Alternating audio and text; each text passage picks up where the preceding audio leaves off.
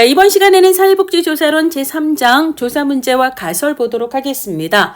42쪽 그래프를 보시면 아실 수 있듯이 한 해 평균 3장에서 나오는 문제는 두 문제에서 한 3문제 정도입니다. 적을 때는 1문제, 많을 때는 4문제지만 요거 약간 예외적인 거고요. 보통은 2-3문제예요. 가장 많이 나온 것은 7년간 8문제가 나온 변수에 대한 문제였고요. 자, 만만치 않게 조사 가설의 유형 중에서도 연가설, 요거 합해서 문제가 7년간 7문제 나왔습니다. 그러니까 이제 3장에서는 조사 가설에 대한 문제, 변수에 대한 문제가 기본 1문제씩 디폴트로 나오고, 그리고 경우에 따라서 조작화 혹은 조작적 정의에 대한 문제가 나오기도 한다라고 생각을 하시면 되겠습니다. 조작화라는 단어는 우리 1장에서 이미 배웠어요. 우리가 연역적 방법 얘기하면서 기존 이론이나 명제의 기초에 가설을 설정을 하고 이 가설을 구체적으로 경험적인 검증을 해야 되는데, 그러려면 가설을 구성하고 있는 변수들을 얘는 어떻게 측정하지? 얘는 어떻게 측정하지? 경험적으로 관찰 혹은 측정이 가능하게 정의를 내려야 되는데요. 이것을 각 변수를 혹은 개념을 조작적으로 정의한다 혹은 조작화한다라고 이야기를 하게 됩니다. 그래서 가설, 그리고 가설을 구성하는 변수들, 그리고 각 변수에 대한 조작화, 이런 내용으로 구성이 되는 게 3장의 내용이다 라고 생각을 하세요. 자, 조사 문제에 대한 시험 문제는 최근 7년간에는 출제되지 않았습니다. 14회 2016년도와 그 다음에 이제 16회 2018년도에 이제 각각 1문제씩 출제가 되기는 했는데요. 일단 조사 문제 혹은 연구 문제의 기본은 문제이기 때문에 끝이 물음표로 끝나야 돼요. 가장 기본적인 것은 A가 B에 영향을 줄 것인가, 이런 식으로 변수와 변수 사이의 관계에 대해서 의문문으로 간결히 서술을 하게 되는데요. 경우에 따라서는 2 이상의 변수 간 관계를 서술할 수도 있습니다. 그러면 변수가 많으면 많을수록 좋은가? 아니에요. 간결히 서술하는 게 좋기 때문에 변수의 수가 많으면 간결하지 않아서 그렇게 바람직하지는 않습니다. 우리가 조사 절차를 주, 문, 가설 이렇게 외우라고 했고요. 얘는 좀 폭넓은 범위에 대해서 얘기를 하지만 문제는 실제 조사를 통해서 답하고자 하는 구체적이고 명확한, 그리고 제한된 한정된 범위 내의 문제여야 하거든요. 자, 그래서 제한된 범위를 구체적으로 조사 문제로 설정을 해야 되고요. 내가 진짜 관심을 두고, 그러니까 이 조사를 통해서 해결하고 싶은 의문의 대상이 무엇인지를 명확하게 서술해야 합니다. 그러니까 모든 조사, 즉 혹은 뭐 사회복지조사든 사회조사든 모든 조사는 어디에서 출발하죠? 문제에서 출발하는 거예요. 그러니까 사회복지조사는 문제가 있는 거죠. 그렇죠? 문제에서 출발하는 거니까. 자, 잠정적인 괴차를 내가 이렇게 하면 이렇게 될까? 무슨 프로그램을 하면 클라이언트의 문제가 완화될까라고 예측하는, 결과를 예측하는 문제를 제시할 수도 있고 그렇지 않을 수도 있습니다. 반드시 뭐 변수 간 관계를 예측해야 되는 문제여야 되는 건 아닙니다. 자, 그 다음에 문제를 형성하는 과정에는 다른 연구자들의 참여, 동료들의 조언이라든지 공동으로 아이디어를 내면서 이건 어떨지 저건 어떨지 요런 거 할 수 있고요. 문제를 형성하는 과정에서 뭐 기존의 어떤 연구나 이런 거에 이제서 아이디어가 시작이 될 수도 있고 다양한 경로를 통해서 문제를 형성할 수 있다라고 생각을 하시면 되겠습니다. 자, 이번에는 조사 가설이에요. 혹은 연구 가설이라고도 얘기를 합니다. 자, 조사 가설은 A가 B에 영향을 줄 것인가, 원인의 역할을 하는 변수를 독립변수라고 하고 결과의 역할을 하는 변수를 종속변수라고 얘기를 합니다. 그가 이제 독립변수를 시험에서는 원인변수라고, 그 다음에 종속변수를 시험에서는 결과변수라고 표현하는 경우도 있습니다. 같은 얘기라고 생각을 하시면 되고요. 따라서 가설은 독립변수와 종속변수 사이에 인과관계를 가정하는 진술이다 라고 이야기를 할 수 있습니다. 그리고 우리가 이제 앞에 논리 실증주의에서는 경험적인 검증이 가능한 명제만 과학의 범주에 포함한다라는 이야기가 있었는데요. 기본적으로 과학에서의 의미 있는 가설이라고 하는 것은 경험적인 검증이 가능해야 돼요. 그렇지 않으면 과학적 범주에 있다라고 얘기할 수가 없습니다. 그래서 조사가 가능한 가설이어야 하므로 경험적 검증이 가능한 형태로 서술이 되어야 되고요. 연구 문제를 구체적이고 제한적이고 간결하게 서술한 것처럼 조사 가설 역시도 구체적이고 간결하게 서술해야 합니다.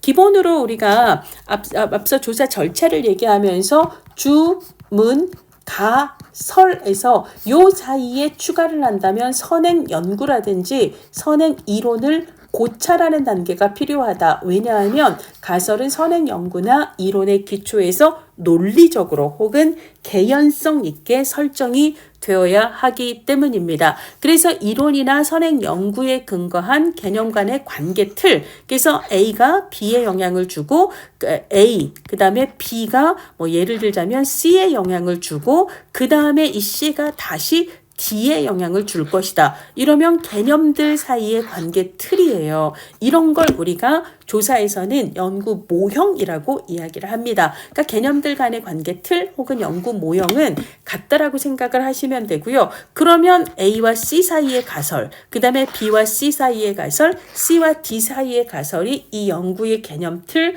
혹은 연구 모형에 포함되어 있죠. 그렇죠. 그래서 가설은 이론이나 선행 연구의 근거에서 개념들 간의 관계를 모형으로 도식화하고 그것을 기초로 해서 도출이 될 수 있다. 요런 서술이 최근 시험 문제에 나오기도 했습니다. 경험적 검증이 가능해야 되고요. 그 다음에 가설을 구성하는 개념들이 아직은 추상적인 개념의 상태인데 이 개념과 이 개념이 추상적인 개념 상태로만 머물러 있으면 구체적인 데이터를 가지고 측정도, 관찰도, 그래서 검증도 할 수가 없기 때문에 이 추상적인 개념을 측정 가능한 구체적인 변수로 전환을 해야 돼요. 이 전환하는 과정을 뭐라고 부른다? 조작화라고 이야기를 합니다. 자, 그래서 조작화를 통해 추상적인 개념은 이제 측정이 가능한 구체적인 변수가 된다. 라고 표현을 하게 됩니다. 자, 그 다음에 44페이지 밑에서 두 번째 땡 보시면은요. 조사가설 그 자체를 직접 검증 혹은 검정할 수는 없고 조사가설이 틀렸다고 말할 수 있는 반증 사례가 있는지 없는지를 확인하여 반증 사례가 없으면 아직까지는 반증을 하지 못했으니 아직까지는 얘가 옳다라고 이야기를 하게 된다라는 말이 22회 그러니까 우리 2024년 시험 문제에 나왔는데 이거 누구 아이디어죠? 포퍼의 반증주의에 해당하는 아이디어죠. 그래서 우리가 조사 가설을 직접 검증하는 게 아니라 얘에 대한 반증을 하게 되는데요. 이 얘를 반증하기 위해서 설정하는 가설을 영가설이라고 이야기를 하게 됩니다. 그래서 시험 문제는 조사 가설에 대해서 나오기도 하고 영가설에 대해서 나오기도 합니다. 그러니까 우리는 얘를 직접 검증하는 방식으로가 아니라 이 영가설을 맞다고 해야 되나 틀리다고 해야 되나 그러니까 이 조사 가설은 A가 B에 영향을 준다고 얘기를 했는데 영가설은요 관계없어. A와 B는 관계없어. 아무런 영향을 주지 않아라고 조사가설을 반박하는 가정이고요.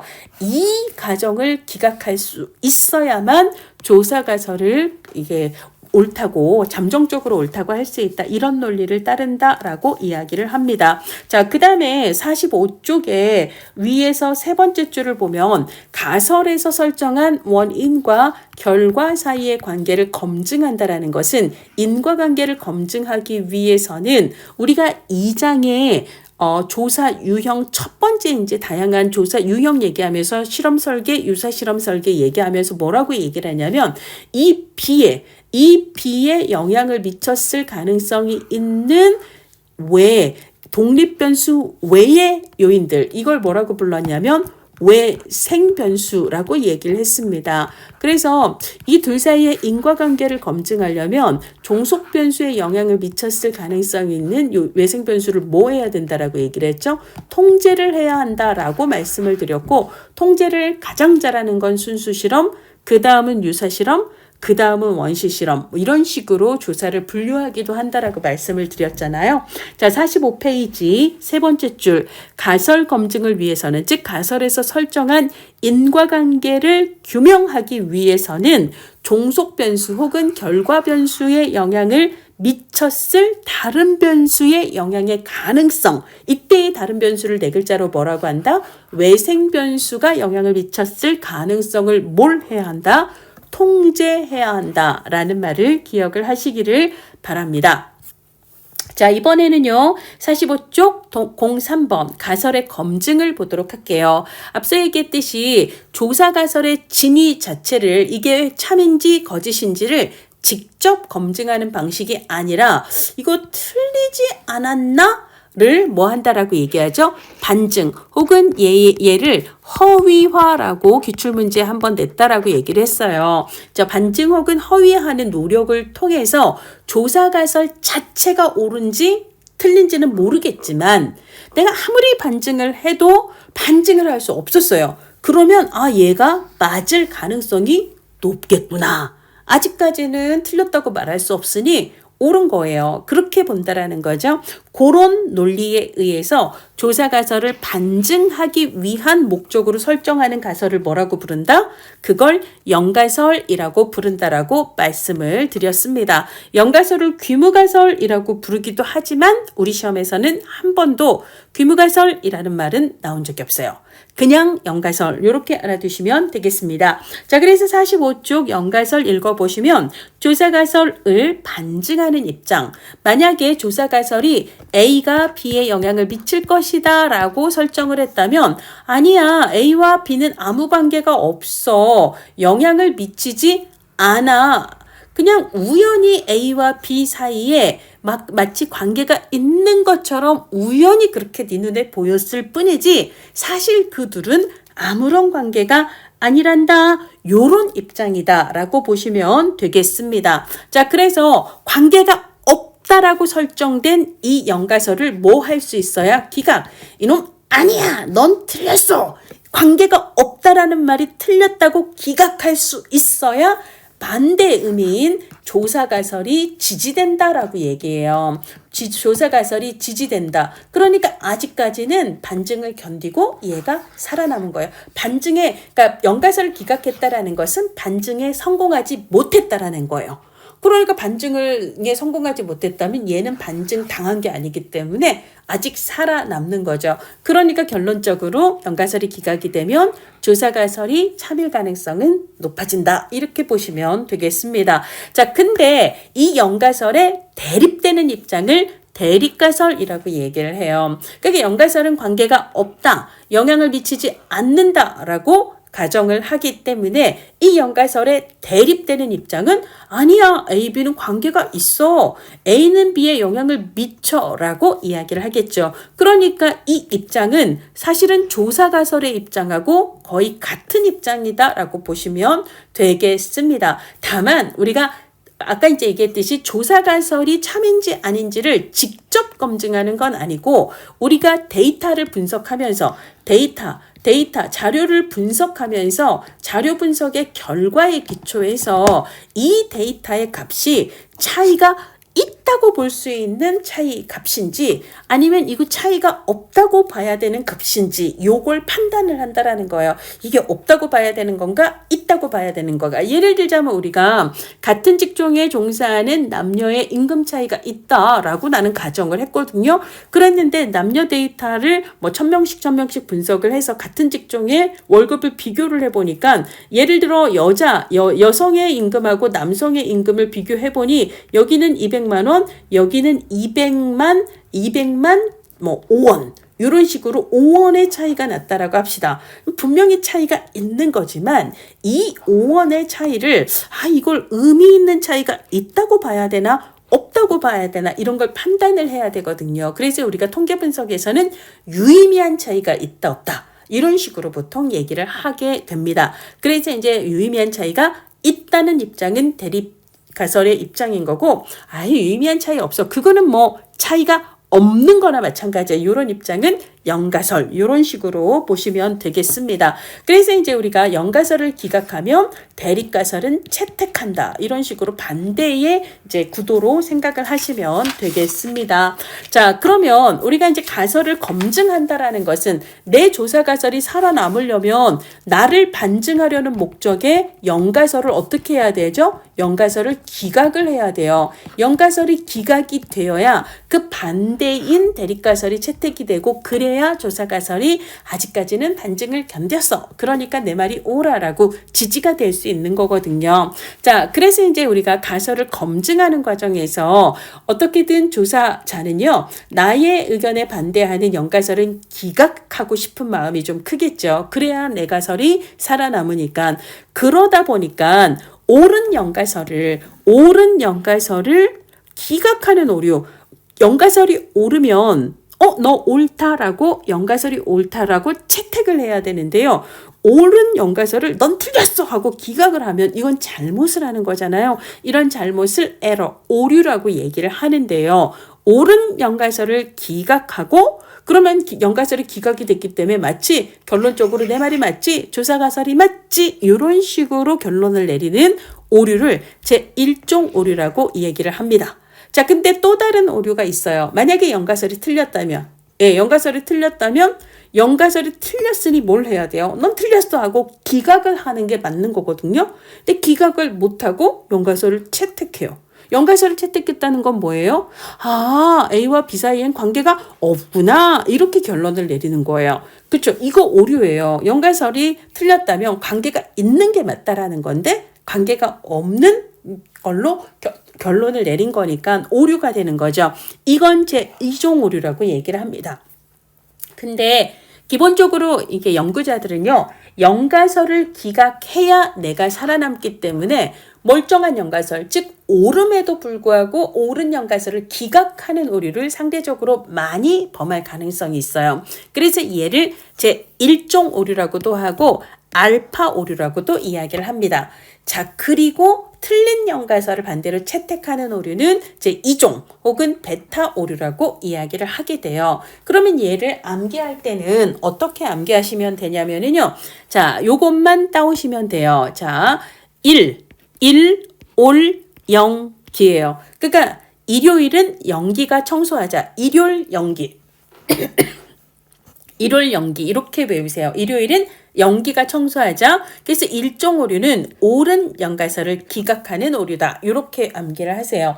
그러면 일요일에 영기가 청소를 했으면 그 다음 월요일, 화요일, 이틀은 영체가 청소하자. 그래서 이틀 영체예요. 이종 오류는 틀린 영가설을 채택하는 오류. 일요일 영기, 이틀 영체. 일요일은 영기가, 이틀은 그 다음 이틀은 영체가. 이런 식으로 암기를 하셔서 1종과 2종을 듣는 순간 바로 이 말이 떠오를 수 있도록 하시면 좋겠습니다. 네, 그 다음에 46페이지. 이제 일종 오류에 대한 설명 그냥 한번 읽어볼게요. 영가설이 참인데도 기각하는 오류를 제1종 오류라고 이야기를 하고요. 자, 1종 오류를 제가 아까 알파 오류라고 얘기를 한다라고도 말씀을 드렸는데, 제1종 오류를 범할 확률을 알파, 유의 수준 알파와 같다. 이런 식으로 이야기를 합니다. 자, 그리고 그러면 이제 이 일종 오류하고 알파는 그냥 같은 개념이라고 생각을 해버리세요. 그게 낫습니다. 그래서 얘가 올라가면 얘도 올라가고 얘가 낮아지면 얘도 낮아진다. 이런 구도로 생각을 하시기를 바랍니다. 자, 그 다음에 이제 제2종 오류는 영가설이 거짓, 틀렸는데도 기각하지 못하고 채택하는 오류다라고 이야기를 했고요. 자, 그러면 반대로 거짓인 영가설, 틀린 영가설을 넌 틀렸으니 기각하겠어. 채택이 아니라 제대로 기각하는 능력을 뭐라고 부르냐면 이종 오류의 반대 의미가 되는 거죠. 넌 틀렸으니 기각! 이런 걸 통계적 검정력이라고 이야기를 해요. 통계적 검정력은 그 이종 오류의 반대 의미라고 생각을 하시면 되겠습니다. 자, 그러면 어떤 경우에 우리가 넌 틀렸어 확신 있게 얘기할 수 있죠? 데이터. 내가 갖고 있는 자료의 수가 많아요. 그럼 많은 데이터를 분석해보고 그러고 그거에 근거해서 넌 틀렸어. 이렇게 얘기할 수 있잖아요.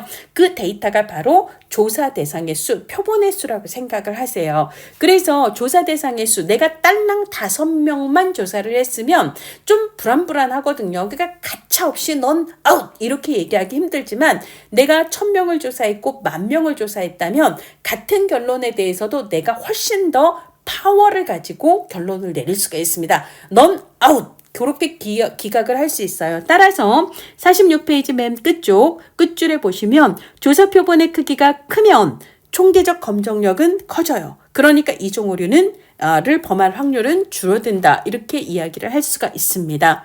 자, 그 중간에 있는 회색 박스를 보시면은요. 아까 제가 일종 오류는 뭐하고 유의 수준 이게 알파라고 불립니다. 얘랑 그냥 같은 그러니까 얘가 증가하면 얘도 증가 얘가 낮아지면 얘가 낮아지고 요런 같은 흐름으로 이해를 하세요.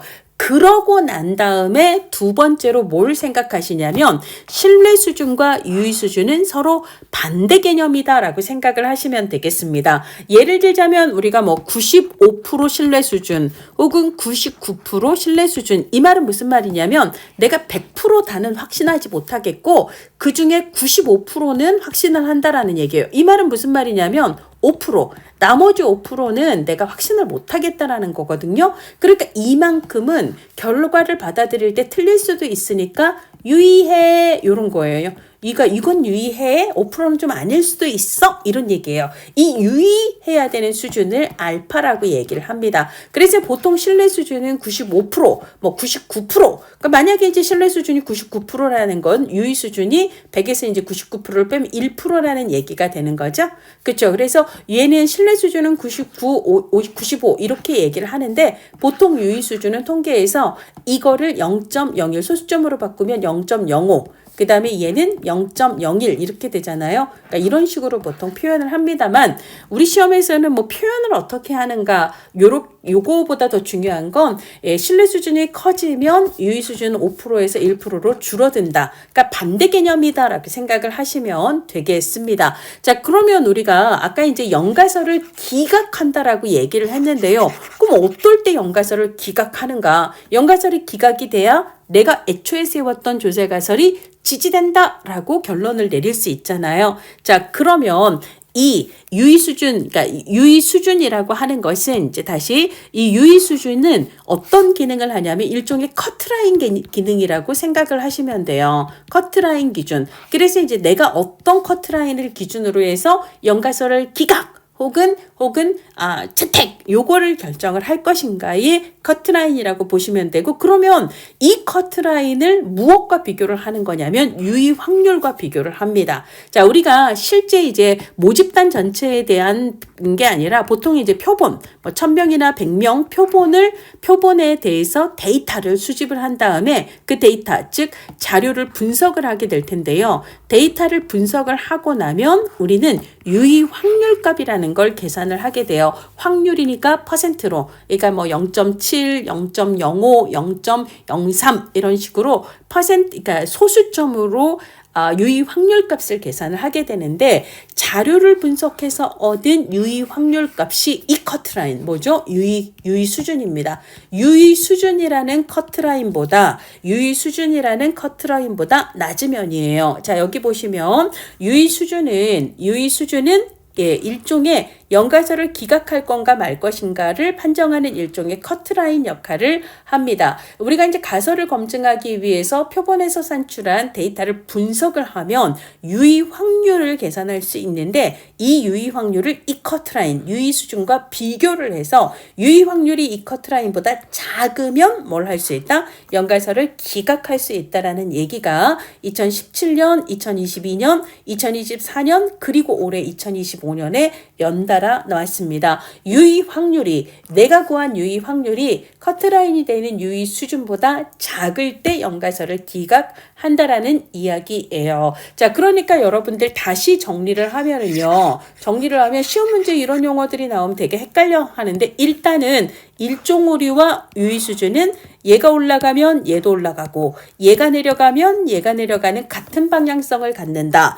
그러나 신뢰 수준과 유의 수준은 서로 반대 방향성을 가져서 얘가 올라가면 유의 수준은 내려가고 그 다음에 얘가 내려가면 얘는 올라가고 이렇게 생각을 하셔야 한다. 그래서 이 세 개념들 사이의 관계를 먼저 얘기를 한 거고요. 그 다음에 유의 수준과 유의 확률은 유의 확률을 커트라인인 유의 수준과 비교했을 때 유의 확률이 이 아래쪽에 있으면 연가설을 기각할 수 있다. 이렇게 정리를 하시면 돼요. 자, 그래서 위쪽부터 읽어보시면 유의 수준과 그러니까 신뢰 수준과 유의 수준은 반대되는 개념입니다. 99% 신뢰 수준은 1% 유의 수준을 사용한다는 의미가 되는 거고요. 자, 그래서 그렇고요. 자, 신뢰 수준을 높이면 유의 수준은 떨어집니다. 반대예요. 자, 그 다음에 일종 오류는 유의 수준과 유의 수준과 같다라고 이해를 하세요. 그러면 신뢰 수준을 높이면 유의 수준은 어떻게 되죠?